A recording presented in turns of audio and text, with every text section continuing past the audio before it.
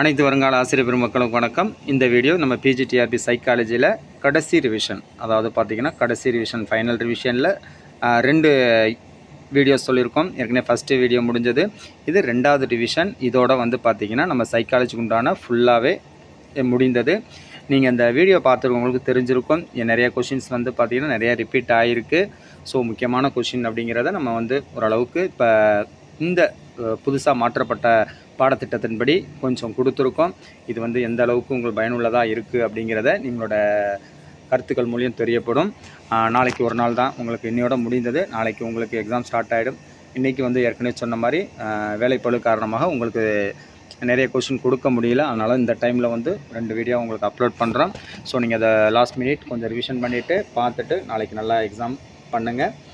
Thank you for வாட்சிங். நம்ம question பார்ப்போம். 6வது யூனிட், கொஷின் நம்பர் 1. நுண்ணறிவு என்பதன் சிறந்த விளக்கம் என்ன? தகவல்களை புரிந்து கொள்ளவும் கற்றுக்கொள்ளவும் சிக்கல்களை தீர்க்கவும் சூழலுக்கு ஏற்ப மாற்றி அமைக்கவும் உள்ள திறன் நுண்ணறிவு. இந்த நுண்ணறிவு என்பது தகவல்களை புரிந்து கொள்ள கற்றுக்கொள்ள சிக்கல்களை தீர்க்க சூழலுக்கு ஏற்ப மாற்றி அமைக்க உள்ள திறன். கவனம் கற்றலில் எவ்வாறு முக்கியத்துவம் பெறுகிறது? அட்டென்ஷன் என்பது கற்றலில் எவ்வாறு முக்கியத்துவம் பெறுகிறது? குறிப்பிட்ட தூண்டுதலில் கவனம் செலுத்தி பொருத்தமற்ற தூண்டுதல்களை புறக்கணிக்கும் திறன் கற்றலுக்கு மிக அவசியம். ஊக்கம் மோட்டிவேஷன் கற்றலில் எவ்வாறு முக்கியத்துவம் பெறுகிறது? ஒரு குறிப்பிட்ட இலக்கை அடைய தனிநபரை ஊக்குவிக்கும் உள் அல்லது வெளி சக்தி. Option B. அடுத்து இதில் வந்து பார்த்திங்கன்னா மாஸ்லோவின் தேவைகளின் படிநிலை கோட்பாட்டில் சுய உணர்தல் செல்ஃப் ஆக்சுவலைசேஷன் என்பது எதை குறிக்கிறது? ஒருவரின் முழு திறனை அடைவது மற்றும் தனிப்பட்ட வளர்ச்சியை நோக்குவது. Question number 2. சாதனை உந்துதல் என்பது எதை குறிக்கிறது? ஒரு சவாலான பணியில் வெற்றி பெற அல்லது உயர்தரத்தை அடைய தனிநபரின் ஆர்வம். அடுத்து அளவிடக்கூடிய நுண்ணறிவு ஃப்ளூயிட் இன்டெலிஜென்ஸ் என்பதன் பொருள் என்ன? புதிய சிக்கல்களை தீர்க்கும் திறன், வடிவங்களை அங்கீகரிக்கும் திறன் மற்றும் தகவல்களை புரிந்து கொள்ளும் திறன். இவைதான் ஃப்ளூயிட் இன்டெலிஜென்ஸ், அளவிடக்கூடிய நுண்ணறிவு என்று அழைக்கப்படுகிறது. கிறிஸ்டலைஸ்டு இன்டெலிஜென்ஸ் என்பதன் பொருள் என்ன? அனுபவம், கற்றல் மற்றும் குவிக்கப்பட்ட அறிவு. 5வது கொஷின், ஸ்பியர்மேனின் 2 காரணி கோட்பாடு எதை வலியுறுத்துகிறது? பொதுவான நுண்ணறிவு காரணி மற்றும் குறிப்பிட்ட காரணி. G and S. ஜி அப்படிங்கிறது பொதுவான காரணி ஜென்ரல், எஸ் என்பது குறிப்பிட்ட காரணி ஸ்பெசிஃபைட் ஃபேக்டர். கார்ட்னரின் பல்வகை நுண்ணறிவு கோட்பாடு கார்ட்னர்ஸ் மல்டிபிள் இன்டெலிஜென்ஸ் தியரி எதை வலியுறுத்துகிறது? மொழி, தர்க்க கணிதம், இசை, உடல் இயக்கம், தனிப்பட்ட உள் தனிப்பட்ட, இயற்கை மற்றும் காட்சி, இடஞ்சார்ந்த நுண்ணறிவு போன்ற பல்வேறு வகையான நுண்ணறிவுகள். உணர்ச்சி நுண்ணறிவு எமோஷனல் இன்டெலிஜென்ஸ் என்பது எதை குறிக்கிறது? ஒருவரின் மற்றும் பிறரின் உணர்வுகளை புரிந்து கொள்ளவும் நிர்வகிக்கவும் உணர்ச்சிகளை பயன்படுத்தி சிந்தனையை வழிநடத்தவும் உள்ள திறன். 8வது கொஷின், கற்றல் குறைபாடுகள் என்பது எதை குறிக்கிறது? வாசிப்பு, எழுதுதல், கணிதம் அல்லது பிற திறன்களை கற்றுக்கொள்வதில் உள்ள குறிப்பிட்ட சிரமங்கள். டிஸ்லெக்சியா, அதுக்கப்புறம் தான் டிஸ்கிராஃபியா, அடுத்தது கணிதம் அல்லது பிற திறன்களை கற்றுக்கொள்வதில் உள்ள குறிப்பிட்ட சிரமங்கள். இவைதான் என்னன்னு பார்த்தீங்கன்னா கற்றல் குறைபாடுகள் என்று குறிக்கப்படுகிறது. அடுத்து டிஸ்லெக்சியா என்பது எந்த கற்றல் குறைபாடு? ஏற்கனவே சொன்ன மாதிரி வாசிப்பில் உள்ள குறைபாடு டிஸ்லெக்சியா. ஆளுமை என்பதன் பொருள் ஒருவரின் தனித்துவமான சிந்தனை, உணர்வு மற்றும் நடத்தை முறைகளின் தொகுப்பு. Option B. ஆல்போர்ட் அவர்களின் பண்புக்கூறு கோட்பாடு ட்ரைட் தியரி ஆளுமையை எவ்வாறு விளக்குகிறது? தனிநபர்களின் நடத்தையில் காணப்படும் நிலையான பண்புக்கூறுகள். ஐசனக் அவர்களின் பண்புக்கூறு கோட்பாட்டில் முக்கிய பரிமாணங்கள் எவை? Extraversion, introversion, neuroticism, psychoticism. Option B. Carl Jung அவர்களின் ஆளுமை கோட்பாடு எதை அறிமுகப்படுத்தியது? கூட்டு ஆழ்மனம் மற்றும் ஆர்க்கிடைப்ஸ். மன ஆரோக்கியம் என்பது எதை குறிக்கிறது? ஒருவரின் உணர்ச்சி, உளவியல் மற்றும் சமூக நலன், சவால்களை சமாளிக்கும் திறன். மனநலம் மென்டல் ஹைஜீன் என்பதன் நோக்கம் என்ன?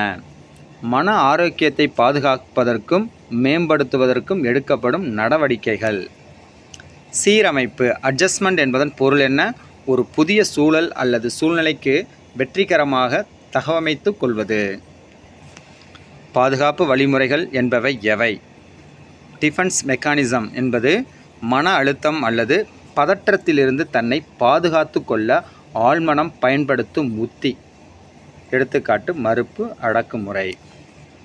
வழிகாட்டுதல் கைடன்ஸ் என்பதன் நோக்கம் என்ன? தனிநபர்கள் தங்கள் திறன்களை கண்டறியவும் முடிவுகளை எடுக்கவும் பிரச்சனைகளை தீர்க்கவும் உதவுவது. அடுத்து ஆலோசனை என்பதன் நோக்கம் ஒரு பயிற்சி பெற்ற ஆலோசகரின் உதவியுடன் தனிநபர்கள் தங்கள் உணர்ச்சிகள், பிரச்சனைகள் மற்றும் இலக்குகளை ஆராய உதவுவது. ரேமண்ட் காட்டல் ஆர்பி கேட்டல் அவர்களின் ஆளுமை கோட்பாட்டில் எத்தனை முக்கிய பண்புக்கூறுகள் உள்ளன? 16 பண்புக்கூறுகள். புத்தி கூர்மை எண் ஐக்யூ இன்டெலிஜென்ட் கோஷியன்ட் எவ்வாறு கணக்கிடப்படுகிறது? மனவயது வகுத்தல் காலவயது இன்ட்டு 100. மனவயது வகுத்தல் காலவயது இன்ட்டு 100. அடுத்த யூனிட் எஜுகேஷனல் எவாலுவேஷன் கல்வி மதிப்பீடு. மதிப்பீடு என்பதன் முக்கிய நோக்கம் கற்றல் செயல்முறை மற்றும் விளைவுகளின் மதிப்பு, தகுதி அல்லது முக்கியத்துவத்தை பற்றிய தீர்ப்பு அளிப்பது. இரண்டாவது கொஷின் அளவீடு என்பதன் பொருள் என்ன? ஒரு குறிப்பிட்ட அம்சத்திற்கு ஒரு எண், மதிப்பை அல்லது அளவை கொடுப்பது. டெஸ்ட் சோதனை என்பதன் பொருள் அறிவு, திறன், திறமை அல்லது பிற பண்புகளை அளவிட பயன்படுத்தப்படும் ஒரு குறிப்பிட்ட கருவி அல்லது நடைமுறை. சரியான தன்மை வேலிடிட்டி ஒரு சோதனையில் எதை குறிக்கிறது? ஒரு சோதனை எதை அளவிட வடிவமைக்கப்பட்டுள்ளதோ அதை உண்மையில் அளவிடுகிறதா என்பதை குறிக்க பயன்படுகிறது. நம்பகத்தன்மை ரிலையபிலிட்டி ஒரு சோதனையில் எதை குறிக்கிறது? ஒரு சோதனை சீரான முடிவுகளை தருமா அப்படிங்கிறத குறிப்பது. புறநிலைத்தன்மை ஒரு சோதனையில் எதை குறிக்கிறது?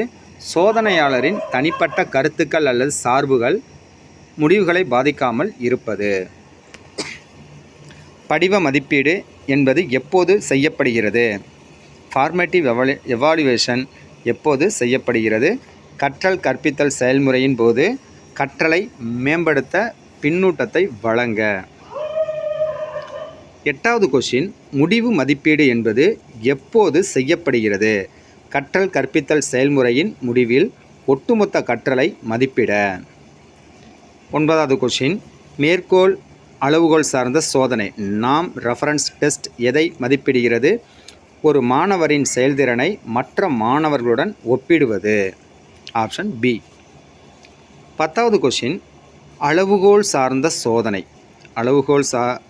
சோதனை எதை மதிப்பிடுகிறது?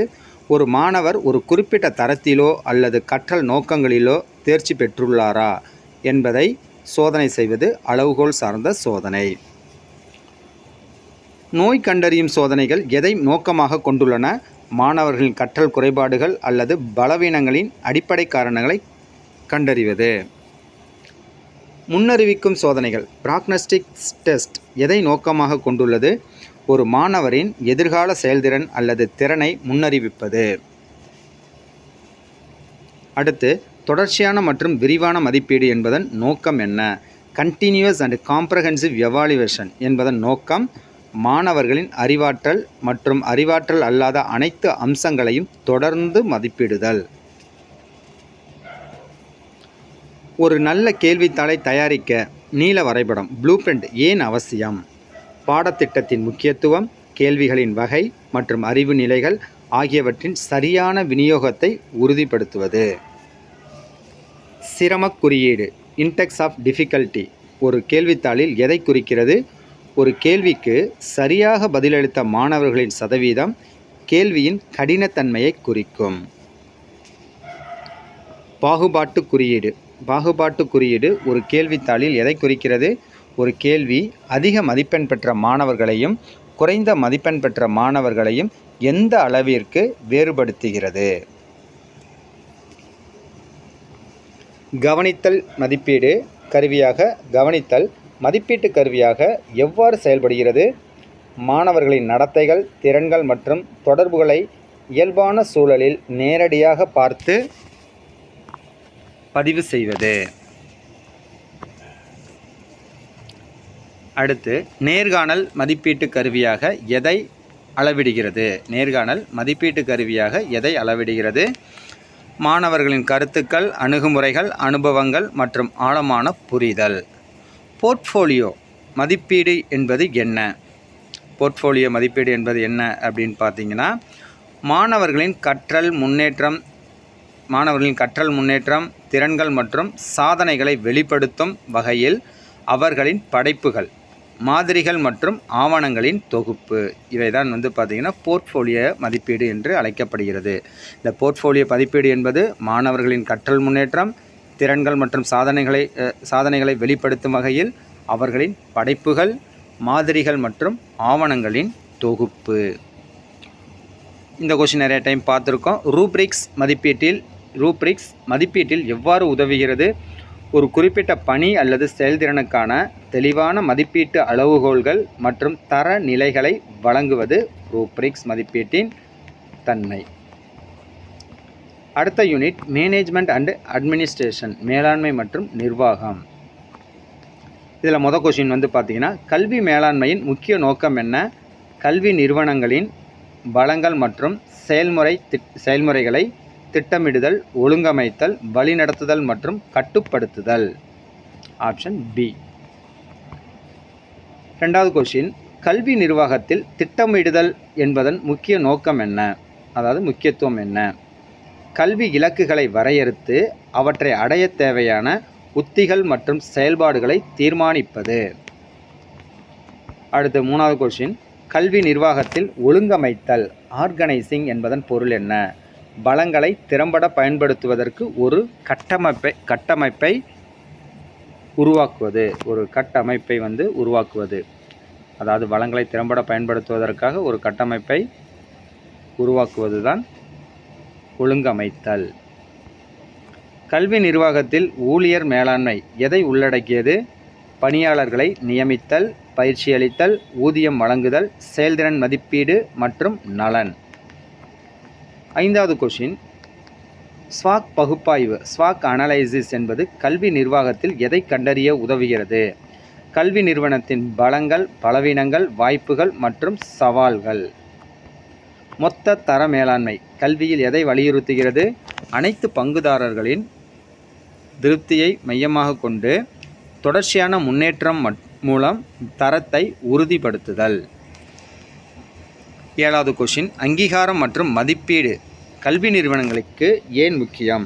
அங்கீகாரம் அசஸ்மெண்ட், மதிப்பீடு அக்ரிடேஷன் கல்வி நிறுவனங்களுக்கு ஏன் முக்கியம்? கல்வி திட்டங்கள் மற்றும் நிறுவனங்களின் தரத்தை உறுதிப்படுத்துவது, மேம்படுத்துவது மற்றும் வெளிப்படைத்தன்மையை அதிகரிப்பது. இதற்கு பார்த்திங்கன்னா இந்த கல்வி நிறுவனங்களுக்கு அங்கீகாரம் மற்றும் மதிப்பீடு முக்கியமாக கருதப்படுகிறது. தலைமைத்துவ கோட்பாடுகள் எதை விளக்குகின்றன? ஒரு தலைவர் எவ்வாறு தனது குழுவை ஊக்குவிப்பதன் மூலமும் வழி நடத்துவதன் மூலமும் இலக்குகளை அடைய உதவுகிறார் என்பதை விளக்குவதுதான் தலைமைத்துவ கோட்பாடுகள். அடுத்து 9வது கொஸ்டின், ஒரு பள்ளி தலைமை ஆசிரியரின் முக்கிய பங்கு என்ன அப்படின்னு பார்த்தீங்கன்னா, பள்ளி நிர்வாகம், கல்வி தலைமைத்துவம், சமூக தொடர்பு மற்றும் மேம்பாடு.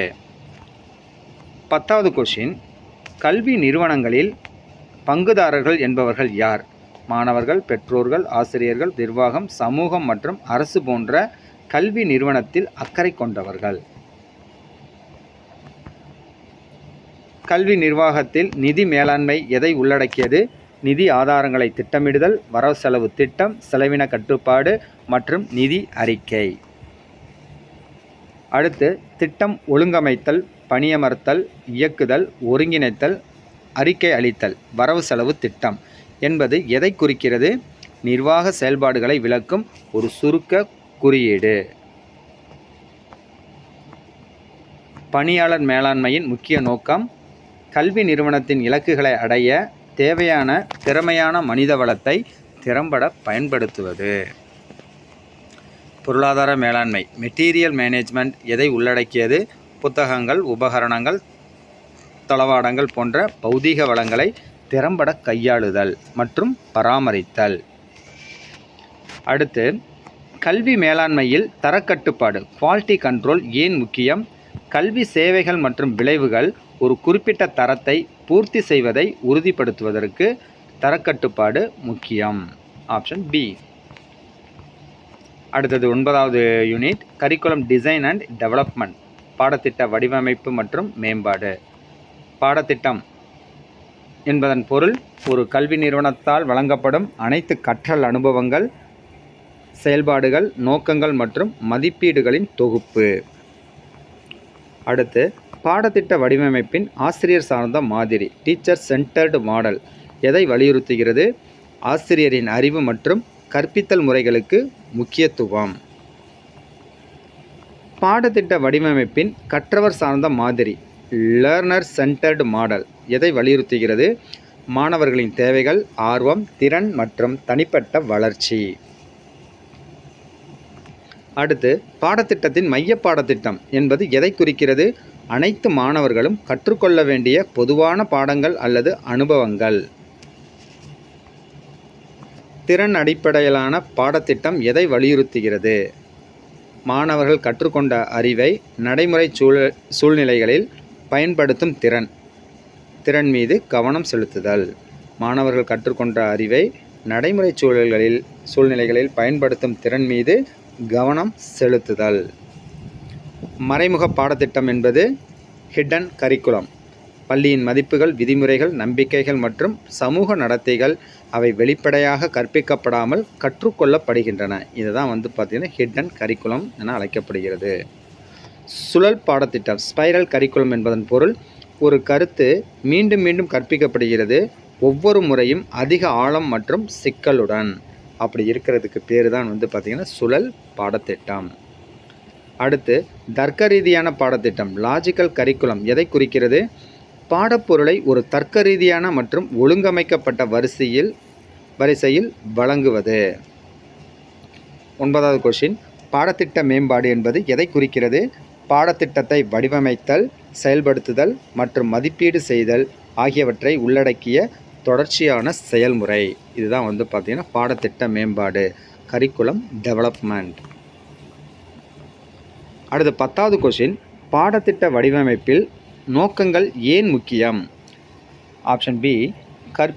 கற்றல் செயல்முறையின் முடிவில் மாணவர்கள் என்ன தெரிந்து கொள்ள வேண்டும் அல்லது என்ன செய்ய முடியும் என்பதை தெளிவுபடுத்துகின்றன. அடுத்து, இந்த வீடியோவோட கடைசி கொஷின், அதேமாரி சைக்காலஜியோட கடைசி யூனிட் பார்த்திங்கன்னா கற்பித்தல் மற்றும் கல்வி தொழில்நுட்பம். இதில் ப்ளூமின் வகைப்பாடு எதை வரையறுக்கிறது? கற்றல் நோக்கங்களை அறிவாற்றல், உணர்ச்சி மற்றும் உளவியல் சார் நிலைகளாக வகைப்படுத்துதல். ப்ளூமின் திருத்தப்பட்ட வகைப்பாடு அறிவாற்றல் நிலைகளில் எதை சேர்க்கிறது? நினைவில் வைத்தல், புரிந்து கொள்ளுதல், பயன்படுத்துதல், பகுப்பாய்வு செய்தல், மதிப்பீடு செய்தல் மற்றும் உருவாக்குதல். கற்பித்தல் வடிவமைப்பு என்பதன் முக்கிய நோக்கம் என்ன? ஒரு திறம்பட மற்றும் சுவாரஸ்யமான கற்றல் அனுபவத்தை உருவாக்க முறையான வழிமுறைகளை உருவாக்குவது. அடுத்து, திட்டமிடப்பட்ட கற்றல் என்பதன் அம்சம் என்ன? சுய கற்றல் அணுகுமுறை. இதில் கற்றல் பொருள் சிறிய படிகளாக பிரிக்கப்பட்டு உடனடி பின்னூட்டத்துடன் வழங்கப்படுகிறது. இதுதான் பார்த்திங்கன்னா திட்டமிடப்பட்ட கற்றல், இதோட சிறப்பம்சம். அட்டி மாதிரி என்பது கற்பித்தல் வடிவமைப்பில் எதை குறிக்கிறது? அட்டி அப்படிங்கிறது ஏற்கனவே பார்த்துருக்கோம். அட்டி ஏ ஸ்டாண்ட்ஸ் ஃபார் அனலைஸ் பகுப்பாய்வு, டி டிசைன் வடிவமைப்பு, மேம்பாடு டெவலப்மெண்ட், செயல்படுத்துதல் இம்ப்ளிமெண்ட், மதிப்பீடு எவாலுவேட். Option B. திறந்த கல்வி ஆதாரங்கள் ஓப்பன் எஜுகேஷனல் ரிசோர்சஸ் OER என்பவை என்ன? இலவசமாக கிடைக்கக்கூடிய கற்பித்தல் மற்றும் ஆராய்ச்சி பொருட்கள். அவை பயன்படுத்தவும், மாற்றியமைக்கவும், மறுபகிர்வு செய்யவும் அனுமதிக்கப்படுகின்றன. MOOCs massive open online courses massive open online courses என்பதன் முக்கிய நோக்கம் இணையம் மூலம் பெரிய எண்ணிக்கையிலான மாணவர்களுக்கு கல்வி வழங்குவது. அடுத்து எல்எம்எஸ் கற்றல் மேலாண்மை அமைப்புகள் என்பவை கற்றல் உள்ளடக்கம், மாணவர் பதிவு, மதிப்பீடு மற்றும் தொடர்புகளை நிர்வகிக்கும் ஆன்லைன் தளங்கள். ஸ்மார்ட் வகுப்பறை என்பதன் அம்சம் டிஜிட்டல் தொழில்நுட்பம், ஊடாடும் பலகைகள், ப்ரொஜெக்டர் மற்றும் இணைப்புடன் கூடிய நவீன வகுப்பறை.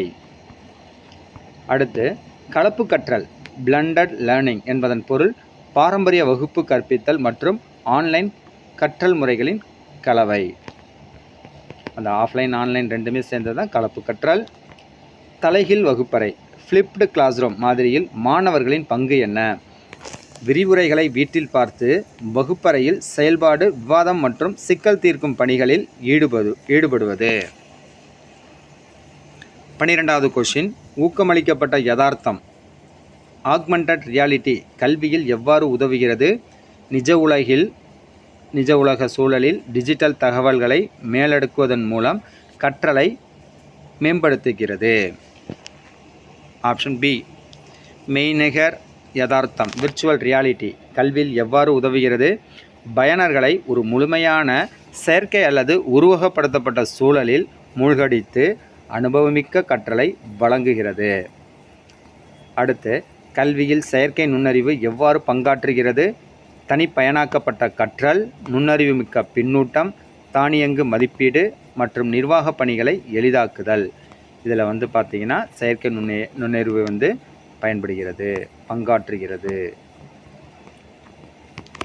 இந்த சைக்காலஜி அனைத்து சைக்காலஜிக்கும் உண்டான கடைசி கொஷின், டிபேக் கட்டமைப்பு டெக்னாலஜிக்கல் பெடகாஜிக்கல் கண்டென்ட் நாலேஜ். இந்த டிபேக் அப்படிங்கிறதோட எக்ஸ்பேன்ஷன் கொஞ்சம் தெரிஞ்சுக்குங்க. டி டெக்னாலஜிக்கல், பி பெடகாஜிக்கல், அடுத்தது பார்த்திங்கன்னா சி கண்டென்ட், கே நாலேஜ். எதை ஒருங்கிணைக்கிறது? தொழில்நுட்ப அறிவு, கற்பித்தல் அறிவு மற்றும் பாடப்பொருள் அறிவு இவற்றை ஒருங்கிணைக்கிறது. 3 அறிவு, தொழில்நுட்பம், கற்பித்தல் மற்றும் பாடப்பொருள், இவை 3ஐயும் ஒருங்கிணைப்பது தான் டிபேக் கட்டமைப்பு. அதனால் இந்த வீடியோவோட உங்களுக்கு சைக்காலஜி ஃபுல்லாக முடிந்தது. நாளை உங்களுக்கு தேர்வு, அதனால் தேர்வுக்கு எல்லாமே பார்த்திங்கன்னா கரெக்டான டைமுக்கு நீங்கள் போயிடுங்க. போகிறப்ப மறக்காமல் உங்களுக்கு பேனா, அதே மாதிரி பார்த்திங்கன்னா ஒரு ஐடி ப்ரூஃப், ஹால் டிக்கெட்டோடு போயிடுங்க. உங்களுக்கு கிரேஸ் டைம் கொடுத்துருந்தாலும் கிரேஸ் டைமுக்கு முன்னாடி போயிடுங்க. ஏன்னா காலையில் நீங்கள் கிளம்புறப்ப எப்படி வேணுமாலும் இருக்கலாம். அதனால் ஏர்லியராக நீங்கள் உங்களோட தேர்வுக்கூட மையத்துக்கு போயிட்டு சரியான நேரத்துக்கு நீங்கள் போயிட்டீங்களாலே நிறைய பதற்றங்களை நீங்கள் குறைக்கலாம். நீங்கள் எக்ஸாம் பார்த்திங்கன்னா ஃபுல்லாகவே நல்லா எழுதலாம். எழுதிட்டு இப்போ ஏதாவது ஆன்சர் தெரியல அப்படின்னா நம்ம ஷேர் பண்ணுறப்பயே ஒரே மாதிரி ஆப்ஷன் வரப்போ ஏதாவது ஒரு ஆப்ஷன் விட்டு போய் இருக்குது. ஒரு 10 கொஷினுக்கு ஏபிசி மட்டும் வருது, டி வரல அப்படின்னா அந்த டைமில் நீங்கள் எது அதிகமாக வராமல் இருக்குதோ அதை தெரியாத கொஷினுக்கு பண்ணலாம். நிறைய பேர் இப்போ தெரியாத கொஷினுக்கு எப்படி நீங்கள் ஆன்சர் பண்ணலாம் அப்படின்னு கேட்டிருந்தாங்க. தெரியாத கொஷினுக்கு நீங்கள் கரெக்டான கொஷினை ஷேர் பண்ணிக்கிட்டு வரப்போ ஒரு சர்டன் ஸ்டேஜில் ஒரு பர்டிகுலர் ஆப்ஷன்ஸ் மட்டும் எப்படி இருக்கும் அப்படின்னா உங்களுக்கு டிக் பண்ணாமல் இருக்கும். அந்த மாதிரி நேரத்தில் நீங்கள் என்ன பண்ணிக்கலாம், அந்த ஆப்ஷனை நீங்கள் சூஸ் பண்ணிக்கலாம். அனைவருக்கும் வாழ்த்துக்கள். நன்றாக நீங்கள் எக்ஸாம் எழுதுங்க. எழுதிட்டு நாளைக்கு எப்படி எக்ஸாம் இருந்தது அப்படிங்கிறத நீங்கள் சொல்லுங்கள். அடுத்து வர வீடியோவில் நம்ம பார்ப்போம். அடுத்தடுத்து நமக்கு நிறைய எக்ஸாம்ஸ் இருக்குது. அந்த எக்ஸாம்ஸ்லேயும் நம்ம பார்ப்போம். தேங்க்யூ ஃபார் வாட்சிங்.